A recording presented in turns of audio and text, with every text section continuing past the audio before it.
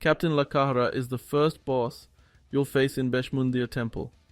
He has 1.5 million HP and fills the role of a gatekeeper.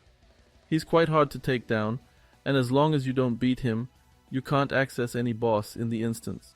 Lakhara has several annoying skills. He will use Conqueror's Strike, an instant skill which deals damage on the target, as well as reducing the effect of healing skills and items on it for 30 seconds. Since he uses this around every 15 seconds, you can expect your tank to always be under this debuff. For this fight, both your cleric and your chanter should be healing because of this. When Lakhara puts his two arms in the air and say, "Face my wrath," it's time for everyone to run away. Shortly after that, he will do a 15 meters AoE pull that will stun you for 1 second and follow it with 3 spinning smashes, which deal massive damage and apply an undispelable DOT on anyone it hits. Your tank must run away before the AoE pull to avoid the spins. He can also use obstacles like the torches to break the line of sight. Note that after the boss raises his arms up in the air, he usually stands still, giving time to the tank to run away. But sometimes he will follow, so your tank must kite while staying away from the healers so they don't get pulled in by mistake. Lakhara will use Seal of Victory throughout the fight.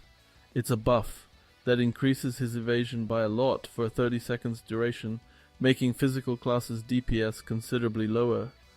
A Spirit Master is able to dispel this if you have one in your group. It's not uncommon that a sorcerer can get aggro in a group without a Spirit Master because of this. And the last threat of this boss happens when he's below 20% HP.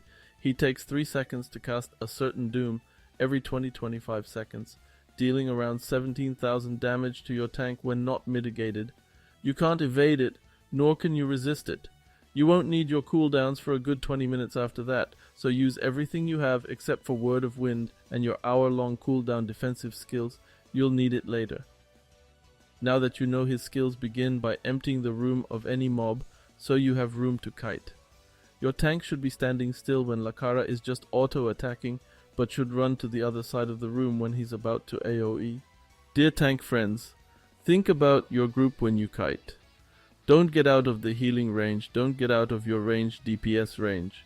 Not only will this make the fight faster, it will also reduce the chance of someone readjusting their position because they are too far only to be pulled to their death. If someone gets pulled in, don't focus on healing them until you're sure your tank is safe. If your tank dies before the last 20%, either reset the boss by exiting the room or be ready to all die until your plate gets the aggro back. An important point, if anybody but your main tank has aggro, he has to act like the tank, which means to not side your healer and to not run erratically because it's prone to having your group pulled in. Captain Lakhara will drop you a blue ring, and if you're lucky, one of the 3 following: Cleric Gold Boots, Assassin Gold Gloves, or Gladiator Gold Pauldrons.